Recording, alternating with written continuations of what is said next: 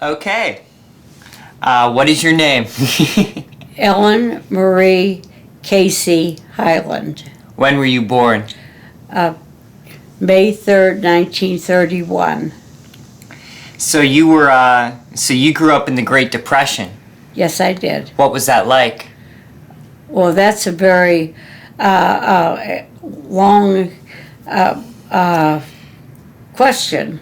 We have Of course, time. I really don't remember the infancy when my mother and father were going to have their second baby, and my father's family home that they lived in since 1871 had renters, and my father now owned the house because he bought his mother a nice house out in Wycliffe, so we had to move in there.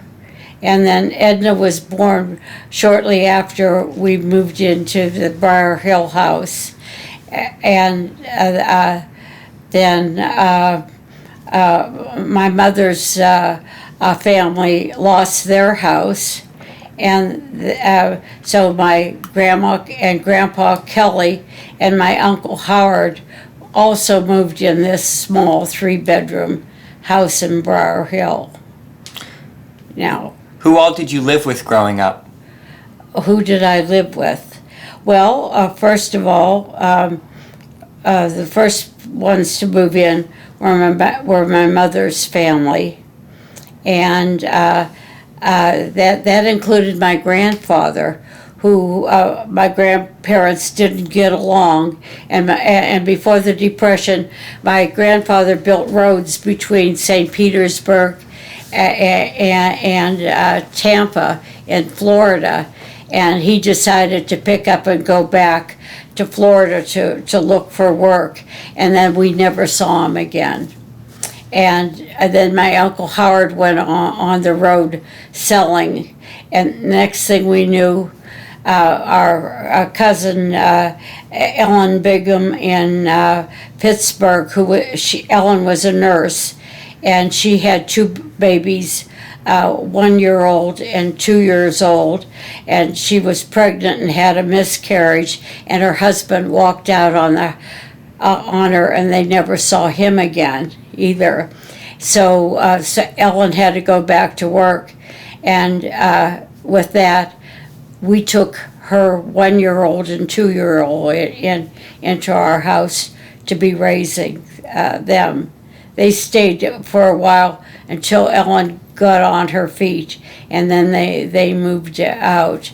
Later on, my grandmother, who worked in Columbus, would come and go as the Democrats were in power in Washington. I mean, in Columbus.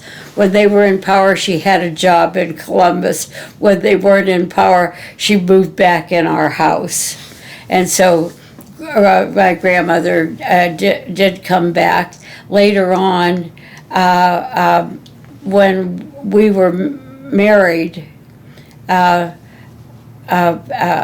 my husband's brother Pete came to live with Mom and Dad after he had left a monastery. He was a brother, and he lived with Mom and Dad and went to YSU for a while, and then he left to go to mortuary school in Pittsburgh. But while he lived with us, he was very helpful with Mom and Dad. Pete was very helpful to Mom and Dad.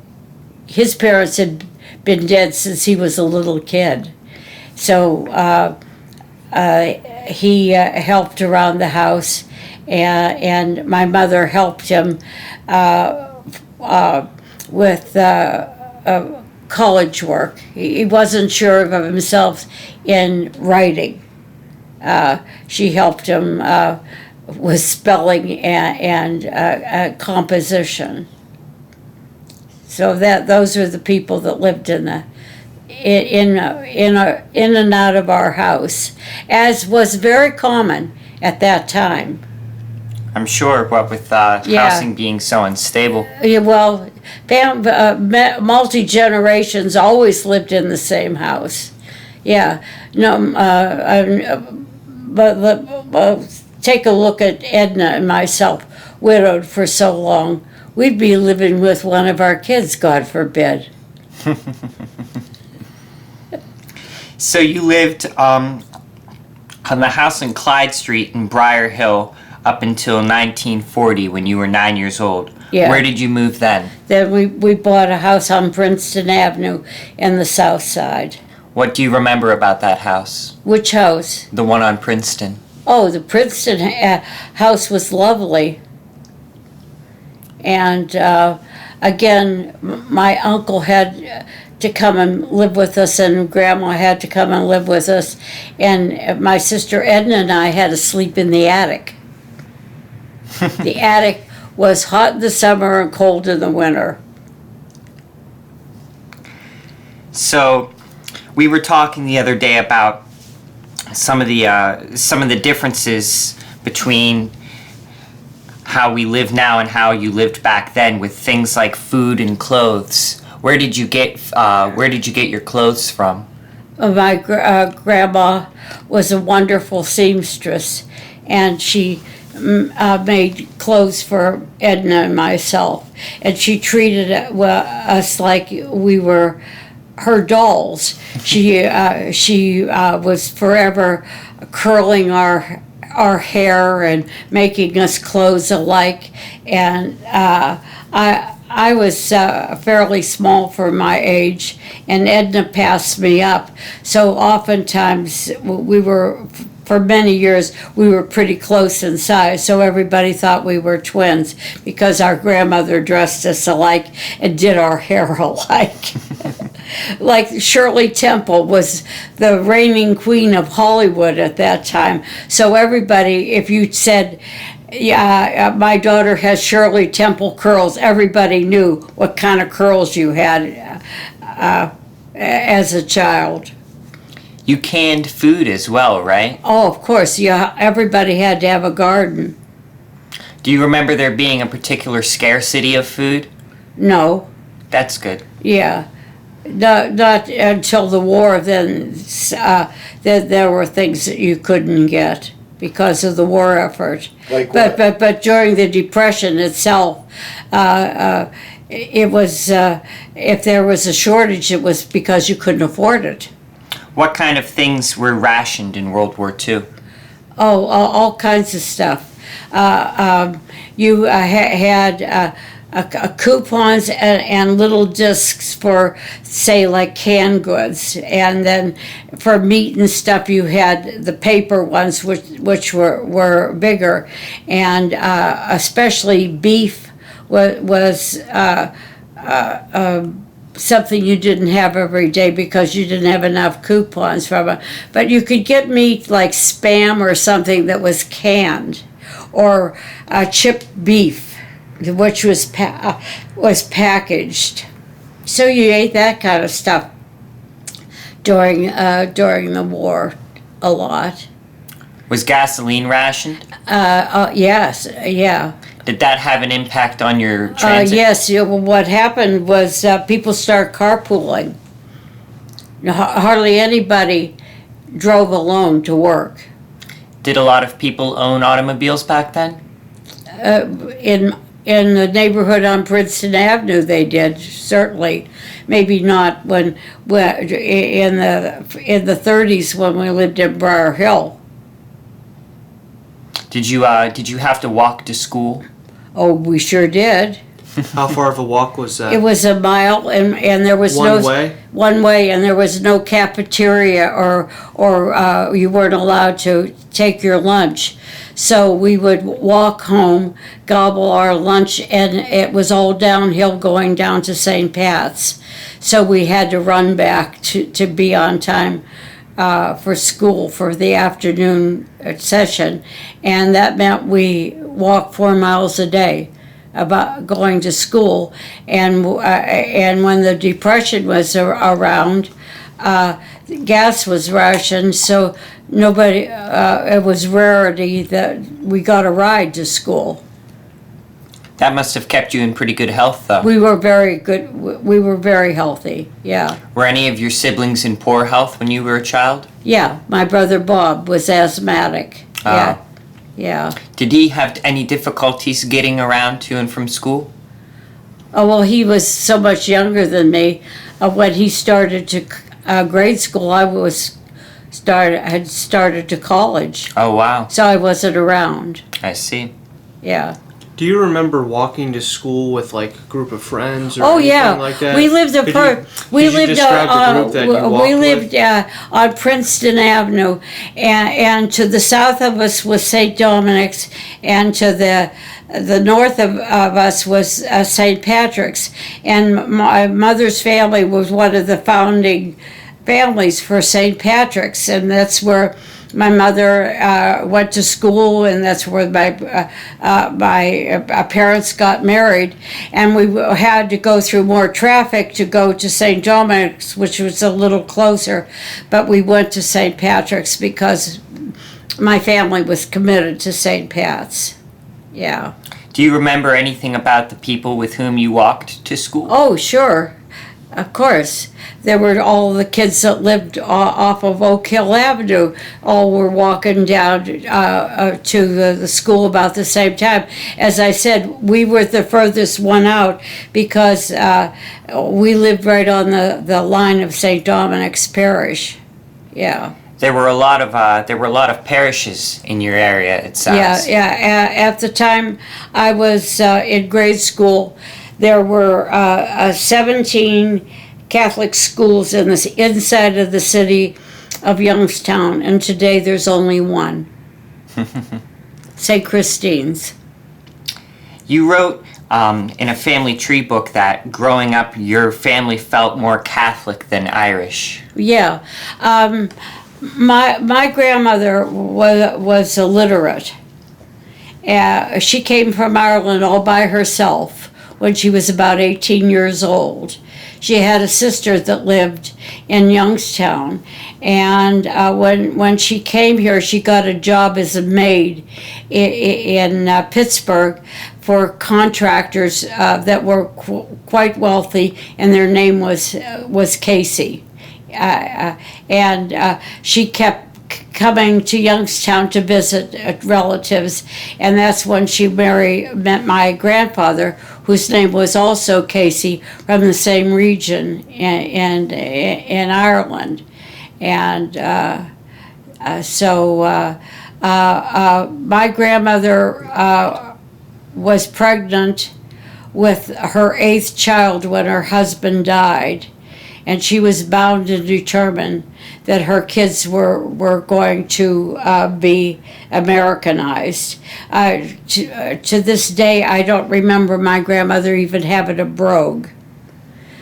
So my father, who went to work at 14, he and his sister that was a couple years older than him was a salesgirl in Strauss's or McKelvey's, I forget which. And the 2 oldest ones got married young. So my father at 14 was the breadwinner. Where did he work? At Youngstown Sheet and Tube, shoveling coal all day, every day, and he was not a big person. How long did he continue in that line of work? 50 years. 50 years doing the same thing? No, he kept raising up. That's good. Yeah. What did he do towards the latter part of his work?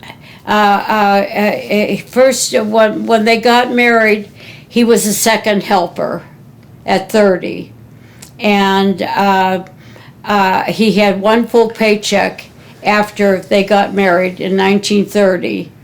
And then he was lucky to get a few days a week work.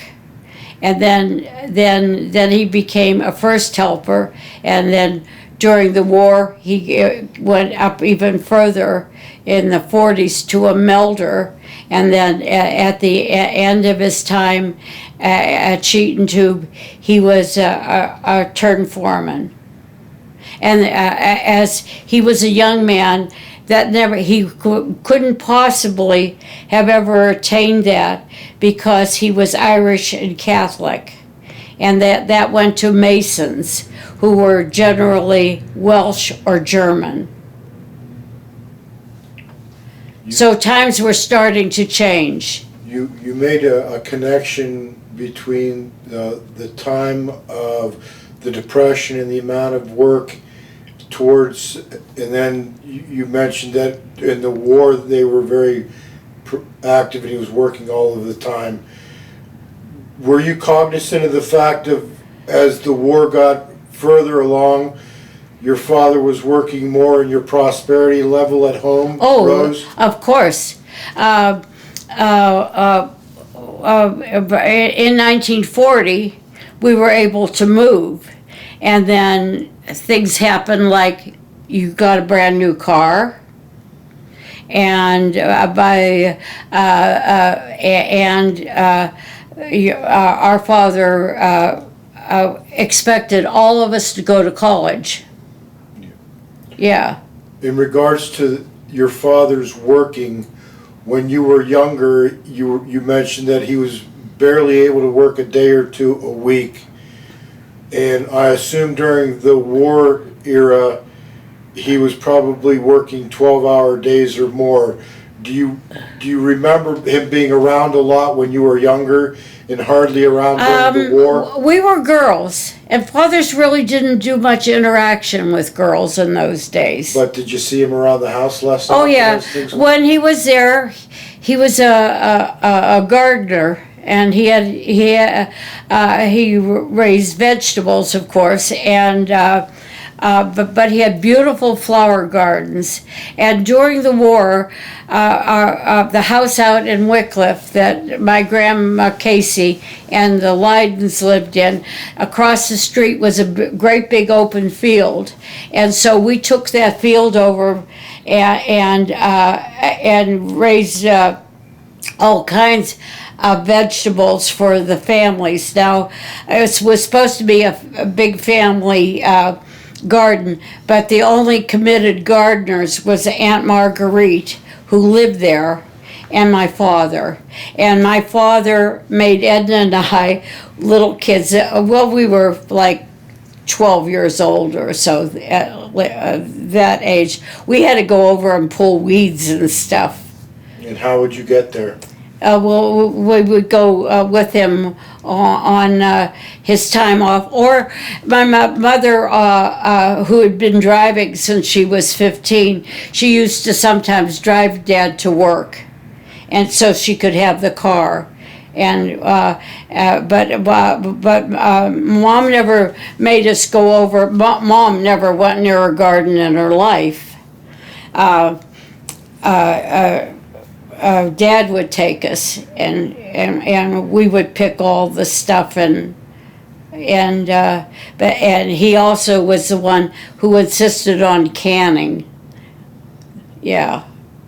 Which was very common back then. Well, it was common during the Depression, and I think my mother resented all the canning she had to do during the war, because my father was bringing home all this produce, but he actually enjoyed the process of canning things. Yeah. It was also, And it got to the point where my mother would say, "Emmett, the Depression is over. We don't have to do this anymore." growing up, you would have not seen a lot of fruits and vegetables in a grocery store year-round. So you would have to can things in order to have... Well, it was sort of by choice, because my father, in the household, that they didn't know where the next dime was coming from, because their father was dead and there was no form of welfare, and she depended on like a 14-year-old to bring in a paycheck. He was always very, very frugal. So we thought Dad was kind of a tightwad, but then then eventually he was in a position that he helped other people out all the time. He helped Uncle Pat get started in his lumber business, and he was always helping Mom's brother Howard Kelly and his big family out. Yeah. When you were young, you would go grocery shopping in neighborhood grocery stores, which were typically very tiny little businesses. Well, yes, at first. Well, we had at the top of the hill on Clyde Street, there was a little neighborhood store, and you could have a charge account in there. Mm-hmm. And when you had the money, you paid for it. And that grocer moved to the south side.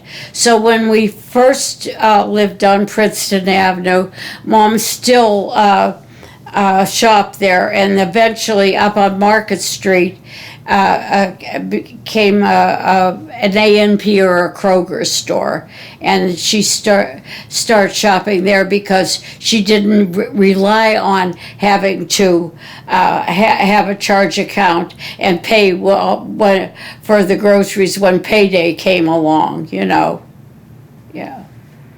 You were in a unique position, being born in the 30s, to see the size of grocery stores evolve. Oh, absolutely, yeah. Could you touch on that? Shopping in a neighborhood store, which, in the wintertime, there was no such thing as having fresh tomatoes and lettuce and stuff like that. You depended on canned goods. To have a big tossed salad was unknown, and we ate things like lettuce and tomatoes and cucumbers and things like that in the summertime, not in the winter. Unless you canned them. Well, we canned tomatoes till they were coming out the wazoo. Yeah. But we didn't eat Italian food. We just ate stewed tomatoes, I think. Yeah. Was it common back then for Irish to eat Italian food? Oh, no. When I was in high school, there was a place downtown that sold pizza. And sometimes when we went to Ursuline, we lived on the south side. So we would come from Ursuline downtown to catch a bus going out to the south side. Because there were a lot of us at Ursuline that came from St. Patrick's. And we pretty much stuck together. And we went in this place that sold pizza. But we had never had a pizza in our house. Ever.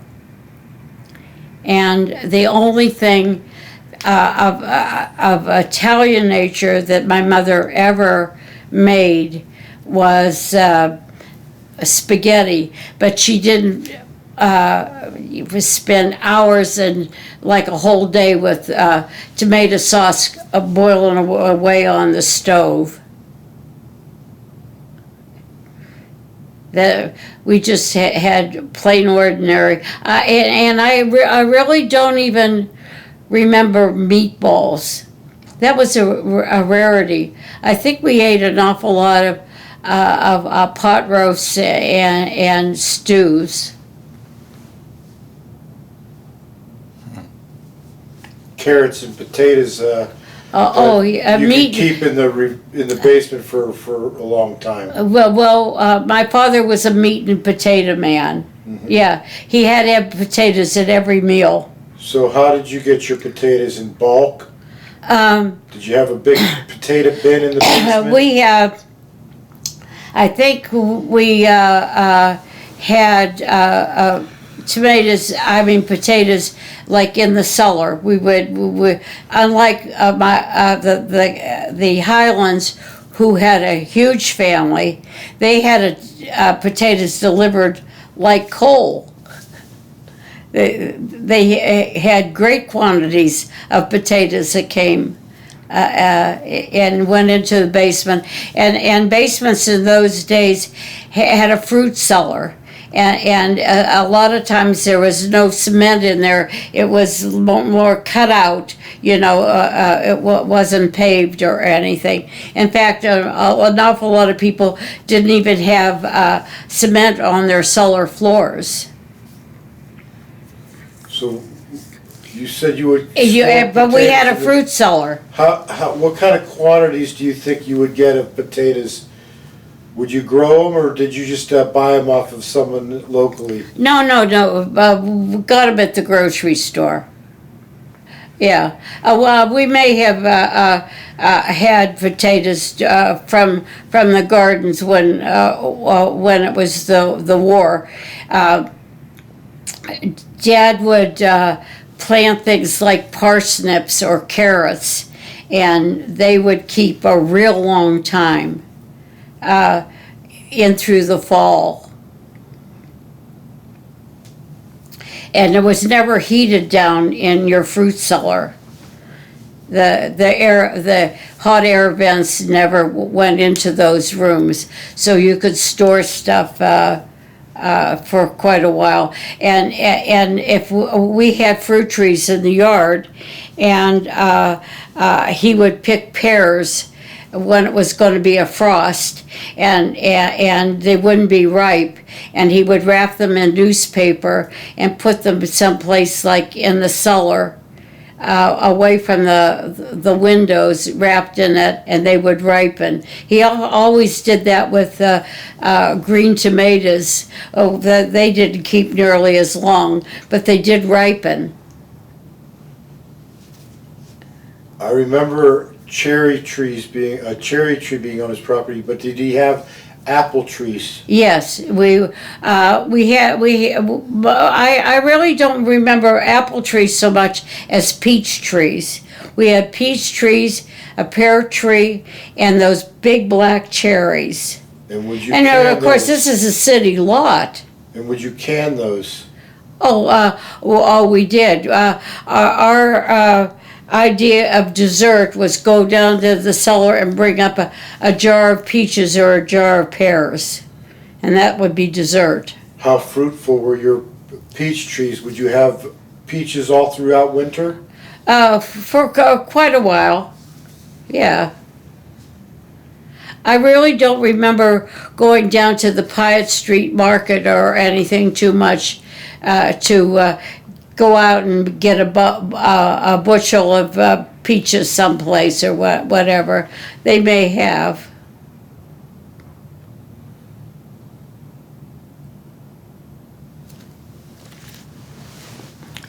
Do you remember, what do you remember of Pearl Harbor? Pearl Harbor was on a Sunday morning.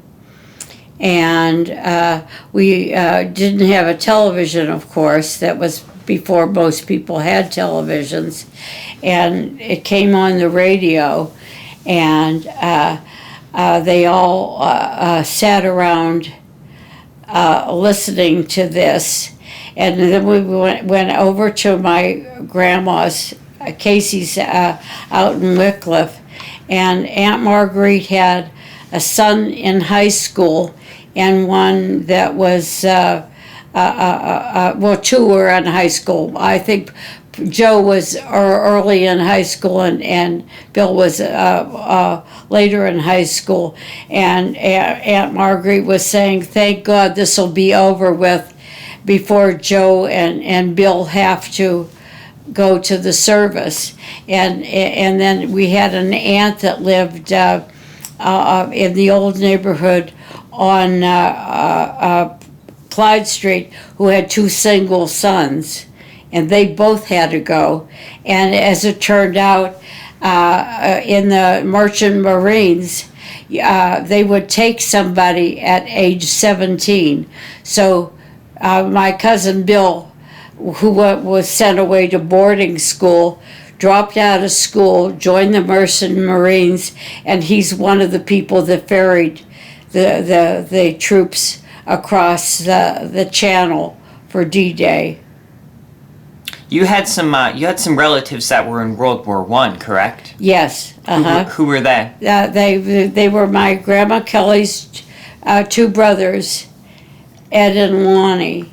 And Ed was killed in France, and Lonnie was gassed and suffered with respiratory problems the rest of his life. He was also shot in the face, and the bullet remained in his face the rest of his life. And he ended up his life while we pretty much into the 50s, because when we lived in Buffalo, we went to visit him in a VA hospital upstate New York, and with really serious respiratory problems. But I imagine he was a smoker too. Mm-hmm.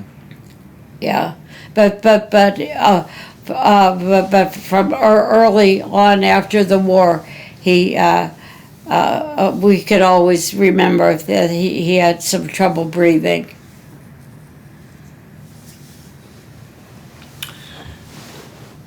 Do you remember Roosevelt's death during World War II? Yeah, I do. In my class, I had about 8 girlfriends, and we had a little club, and we were at one of them's house after school, and we were all sitting around in their living room, and on the radio it came that Roosevelt died, and Hoover was in office when we were born, but our whole life all we ever knew was Franklin Roosevelt, because he died in his 4th term. Mm-hmm. And that, of course, was unheard of. And then after that, they made rules that you could only serve 2 terms. Mm-hmm. Yeah. How about the atomic bomb? Do you have memories of that being used? I remember the atomic. What I remember about the atomic bomb, discussions at the table at home.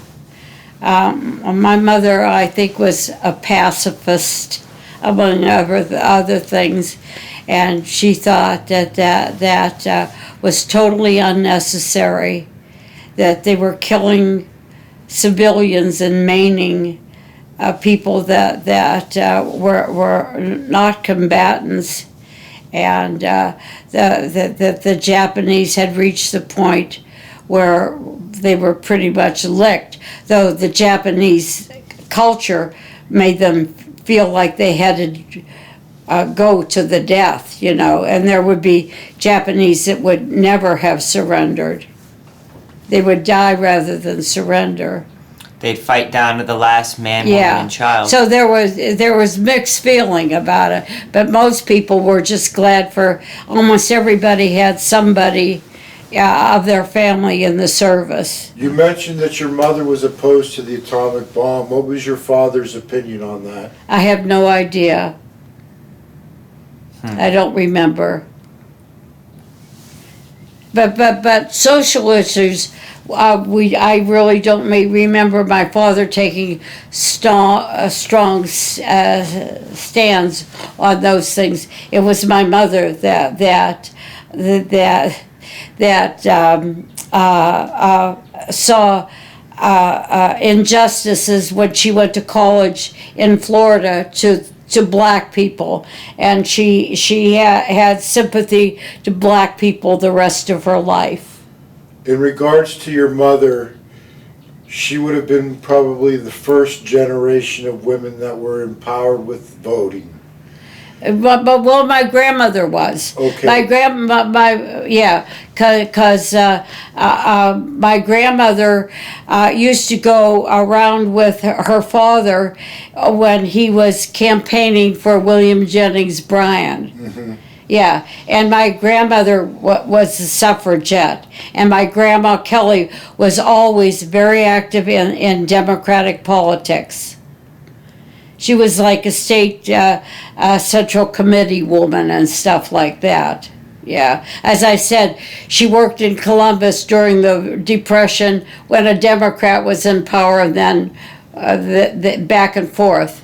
Even when I was in college, she was working down in Washington.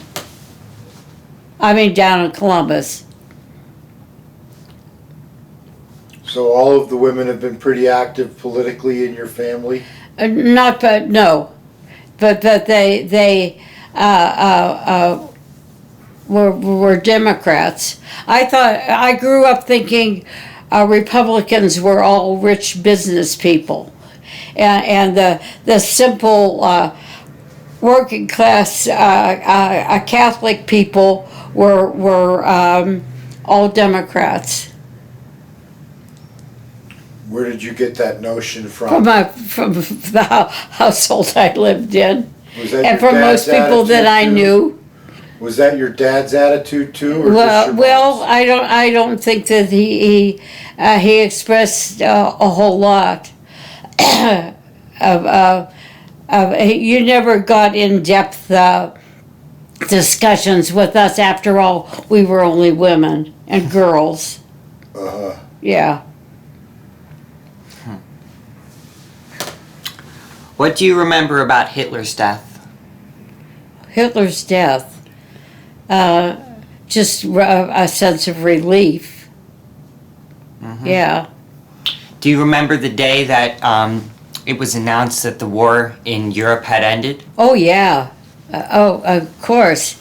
When they came, the people were celebrating just in your neighborhood like it was New Year's Eve, and we were outside on our front sidewalk like beating on a pan with a spoon.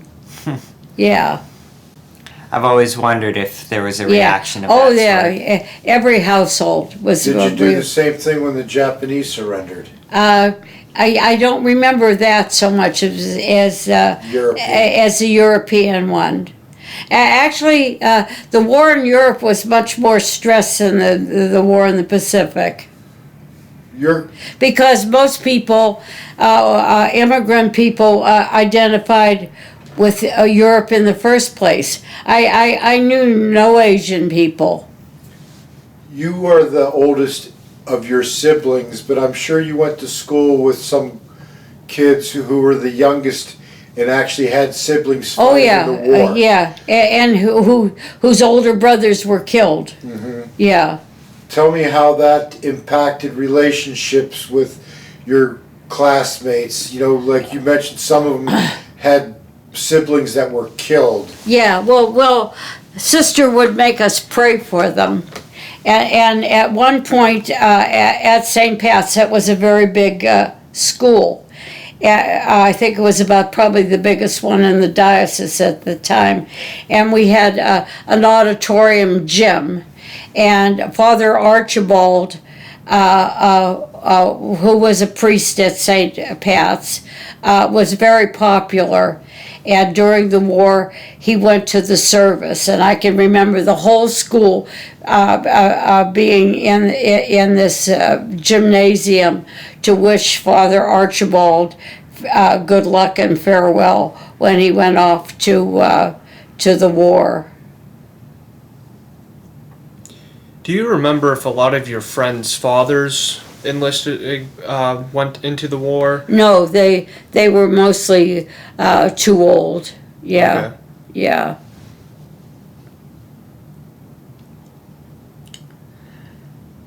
Because when my father got married in 1930, he was about 30 then. Okay. So So you would say most of your friends they followed the same path? well, my father's older brother and older sister had kids that went to the war. In fact, my Aunt Mary, my father's sister that was a nurse, joined the Army Nurse Corps, and she went to she was stationed in Washington, and General Pershing, who was the big general from World War I, was living in Walter Reed Hospital in Washington, and she was his nurse.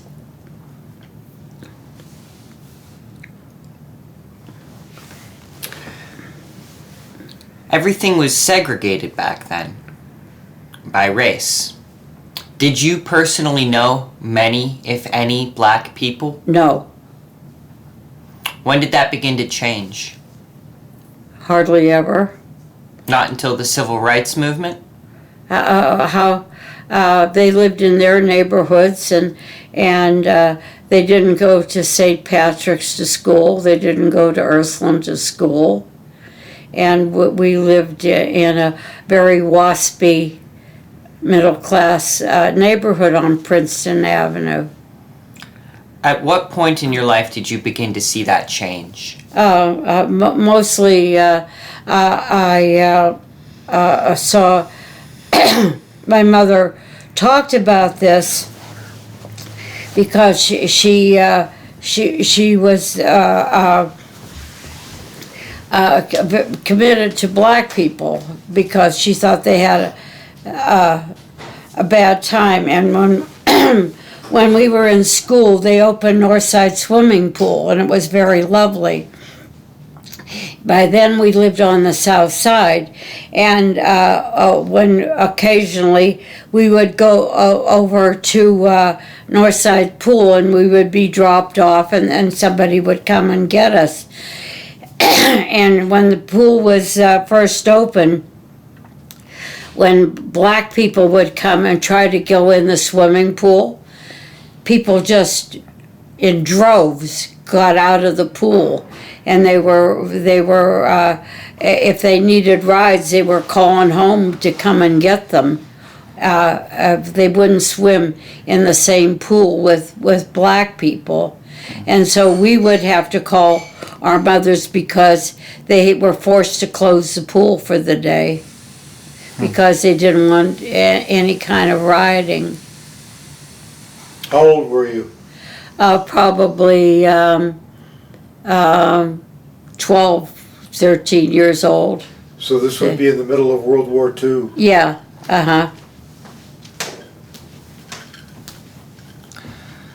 When did you begin to observe the Civil Rights Movement happen? Probably after I got married. Okay. I guess we'll talk about that a little But later. I always had the view that I was as smart as any of the boys I knew. This seems like a good place to stop so you can take a drink of water. No, I don't need a drop of water. Are you sure? Yeah, I don't need it on the table either. Brogan. Well, we're gonna cut it anyway. No, let Brogan ask me some questions. You got any? Not right now, no. No. We're gonna do this in 3 episodes, so we're at 45 minutes now, so we're gonna cut it for the first one. Okay.